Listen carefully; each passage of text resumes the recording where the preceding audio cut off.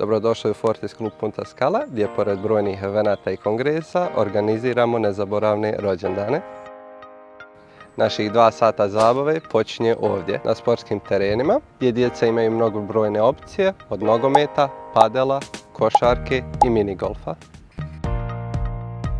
Nakon sve te potrošene energije, bilo bi vrijeme da se malo osvježimo u neograničenu količinu sokova, grickalica i menija hrane za koji se slavljenik i slavljenica odluči. Sada je vrijeme za zabavu gdje možete birati od ponuđenog bilijar,